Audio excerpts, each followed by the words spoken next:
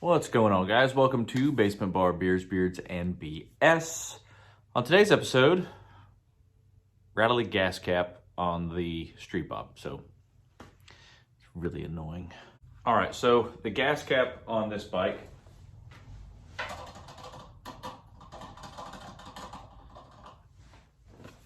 at probably anything over 2,000 RPMs rattles horrifically.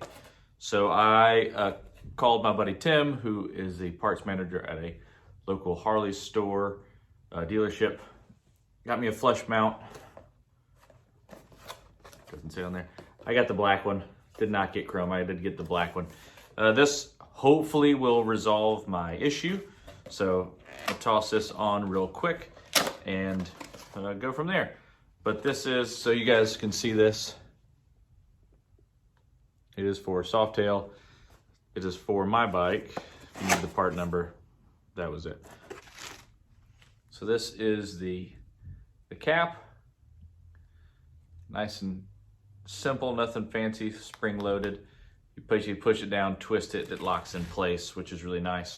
And then you have this ring, this little black ring that goes on there. It comes with some little like 3M adhesive tape to stick on around. So we'll clean off the gas cap real quick and get this thing installed. So nice and simple. Take your factory one off. I mean, that's... Really? Harley Davidson? I don't understand, like, what did you think was gonna happen on a V-twin that you were known for being vibration machines? That's what she said. Michael, please. There's no other way to say that, sorry. Awkward.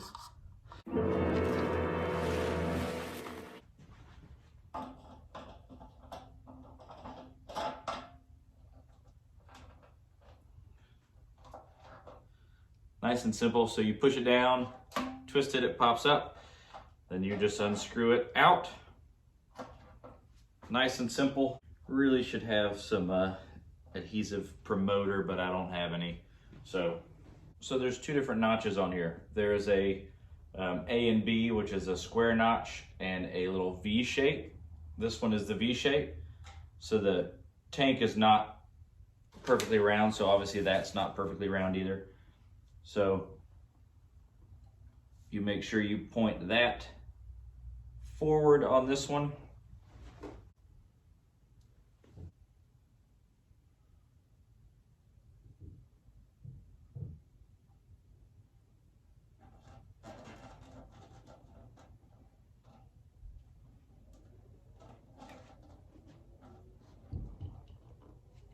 Push some pressure on there, got it lined up. Down in a few places for a few seconds, nothing crazy. But this is nice and easy now. Little half turn, push it down, turn it, locks back into place. So hopefully that doesn't rattle anymore. It's been driving me nuts. So anyway, thanks Tim, I appreciate that. Huge, God, that was driving me nuts. Again, thanks to Tim. He had an exhaust laying around, but I wanted a 2-in-1 exhaust. I think they sound the best. They produce the most horsepower gains on most of the V-twin bikes. They do sound good too. I kind of like them a little short. They do make good noise. My problem is people tend to put smaller mufflers or tips on there. They're kind of raspy. I kind of got lucky with the one that Tim had. I can't find a lot of information about the company. I don't even know if they make this exhaust anymore, but as a company called Danmoto. I really want an SP Concepts Big Bore 4.5 on this bike, period, end discussion. I think it is the best sounding exhaust on the market for the Milwaukee 8, and period, end of conversation. I think that's the best sounding exhaust. That's, again, my opinion. Do with that what you will. With that said, it was a black exhaust. I'll post a picture here. It was... The only thing I don't like about these exhausts is after watching a couple videos, the finish tends to come off them and fade really easy, the black exhaust system. So I thought it'd be a good idea, since the one that Tim had was black, I started stripping it. So hand stripping it, and I'm going to polish this. So this is the muffler. There is the Danmoto logo.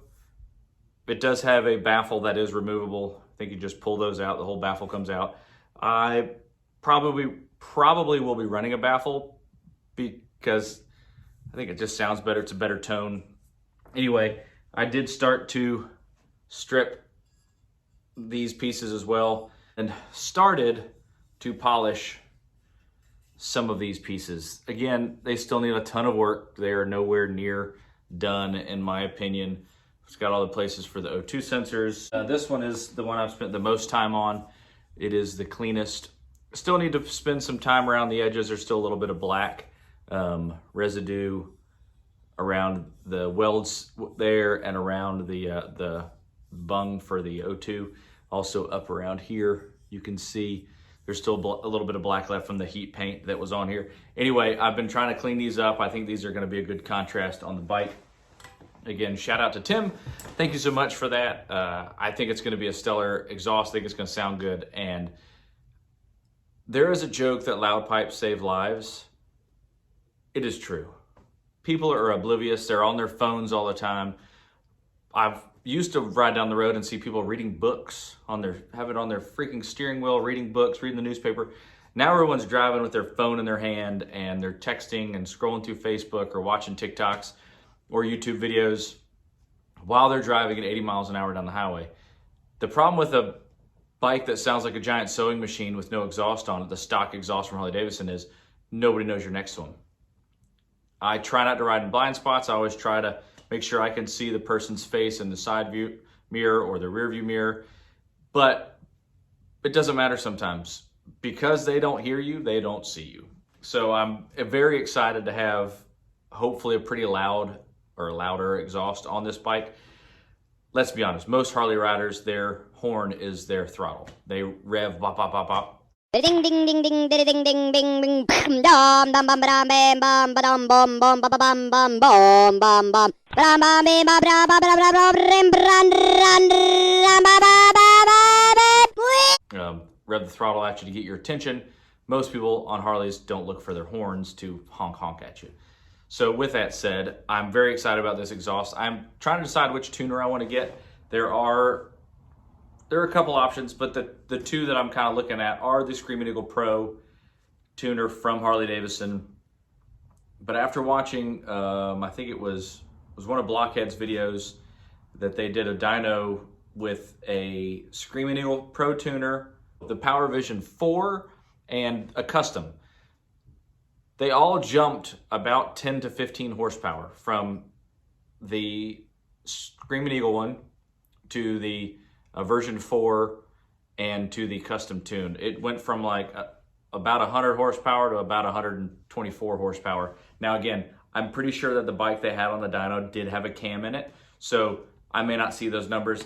I'm not trying to see those numbers. This bike is small with the bigger engine. It's 119 foot-pounds of torque. If I had 130 foot-pounds of torque, this bike's fast enough. I'm not out drag racing. I'm not doing wheelies. I'm not that guy. I'm out riding it every day to and from work, putting it on the highway to go do things, run errands sometimes. Yeah, making some progress. Just wanted to kind of show you guys where I was at. Polishing the exhaust tips. Gas tank cap rattle gone. Gosh, it was so bad. I wonder if you can hear it in this video of me going to get it. I'll post it to see if you can hear the rattle on there. But anyway, I'm headed over to Harley Davidson. See my buddy in the parts department. This horrible gas tank rattle. The gas cap on this bike rattles so bad I can hear it through my full face helmet. Gotta go get me a flush mount. Kind of chilly out today. My favorite time to ride.